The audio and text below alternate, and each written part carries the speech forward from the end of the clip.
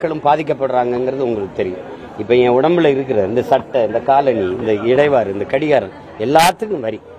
அப்போ ஒரு மனிதன் ஒரு வீடு கட்டணும்னு போனா கூட அவன் வரி தான் கட்ட முடியுமே, கம்பிக்கு வரி, செங்கலுக்கு வரி, சிமெண்ட்டுக்கு வரி, சாந்துக்கு வரி. அப்படின்னா இது அவன் வாழவே முடியாதுன்னு சூழ்நிலை தள்ளிட்டாங்க. அதைத்தான் அவர் கேட்கிறாரு.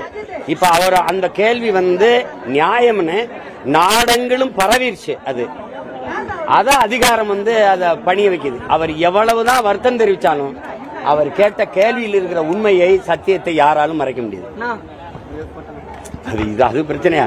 வேற ஏதாவது கேள்வி இருக்கா? 2026 மது ஒழிக்கப்படலாம், எத்தனை விஷயம் வந்தாலும் மது ஒழிக்க முடியாது, திமுக ஆட்சி வரும் அப்படின்ற மாதிரி சொல்லியிருக்காங்க. மது ஒழிச்சுட்டா விஜய் வந்தா திமுக ஜெயிக்கிறது தடுக்க முடியாது. மது ஒழிக்கட்டும், வரட்டும். தம்பி, நீங்க மதவாதத்தை எதுக்குறோம். அது மதவாதம், இது மதுவாதம். ரெண்டுமே அழிவு தானே. என்ன மதவாதிகள் கொஞ்சம் சத்தம் போட்டு அடிச்சு கொள்வாங்க, இவன் சத்தம் இல்லாம குடிச்சு கொள்வான். இவ்வளவுதான் குடிக்க வச்சு கொள்வான். ரெண்டுக்கு என்ன வித்தியாசம் இருக்குது? மதுவை ஒழிக்கட்டும், அப்புறம் பேசுவோம். இவ்வளவு காலம் ஒழிக்காத மதுவை இப்ப ஒழிக்கட்டும், பேசுவோம். 16 ஒழிப்போம்னாங்க, 21 அதை பத்தி பேசவே இல்லை. எங்கேயாவது மது கடைகளில், டாஸ்மார்க் கடைகள்ல விற்பனை குறைஞ்சிருச்சுன்னு அந்த விற்பனையாளர்களை அதாவது தற்காலிக பணி நீக்கம் செஞ்சத உலகத்தில் எங்கேயா பார்த்திருக்கீங்களா தம்பி? எங்கேயா பார்த்திருக்கீங்களா?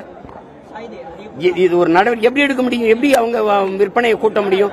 ஒரு இடத்துல அறைக்குள்ள உட்கார்ந்து விற்கிறவங்க குடிக்க வரவன் எண்ணிக்கை எப்படி அவன் பெருக்க முடியும்?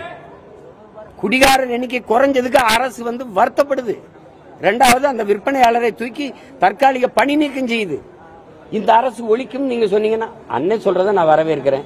ஒழிச்சிட்டா நம்ம திமுக வென்றுட்டு போட்டோம், என்ன இருக்க பிரச்சனை?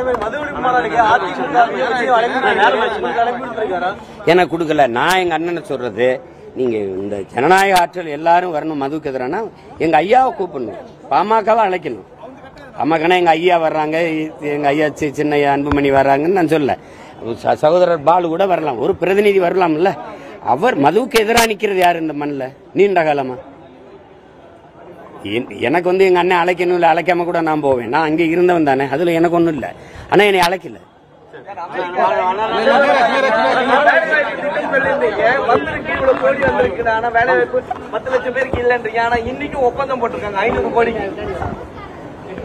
இப்ப நான் இல்லைன்னு சொல்றேன்னு நீங்க அண்ணனை சொல்றீங்கல்ல. 10 லட்சம் கோடி முதலீடு வந்ததாகவும் 31 லட்சம் பேருக்கு வேலை கொடுத்ததாகவும் தொழில்துறை அமைச்சர் தம்பி TRP ராஜா சொல்றாரு. இந்த கருத்தை ஐயா முதல்வரும் ஆமா நாங்க செஞ்சிருக்கோன்றாரு. இது நீங்க இது ஏற்கிறீங்களா? இந்த 10 லட்சம் கோடி முதலீடு வந்திருக்கா? நீங்க சொல்றீங்கன்னு என்னைய சொல்றீங்களே, இப்ப நீங்க சொல்லுங்க ஆமா வந்திருக்குன்னு ஏதாவது சான்று இருக்கா?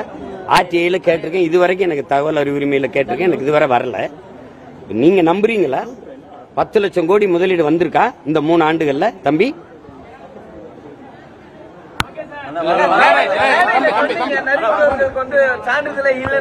நரிக்குறவர் வேற, நரிக்குறவர் கிடையாது. அவங்க குருவிக்காரர்கள், அவங்க அக்கி பீக்கி, அவங்க மகாராஷ்டிரால இருந்து வந்தவர்கள். குறவர்ங்கிற ஆதி தமிழ் குடி. இடமே கிடையாது, அவங்களுக்கு சாதி சான்றிதழ் இல்லைன்றீங்க. ஆனா இவங்க முதலீடு பண்ற தொழிலாளர்களுக்கு இடம் தனியா ஒதுக்குறாங்க, மக்கள் கிட்ட இருந்து புடிங்க அந்த இடத்தை கொடுக்குறாங்க. இதை எப்படி பாக்குறீங்க? எப்படி பாக்கல, கொடுமையா பாக்குறேன். என் நிலத்தை, நாட்டை அடமானம் வைக்கிறதா பாக்குறேன், விக்கிறதா பாக்குறேன். அதனாலதான் நான் எதிர்க்கிறேன். விஜய் மாநாடுக்கு அழைப்பு வந்திருக்கா?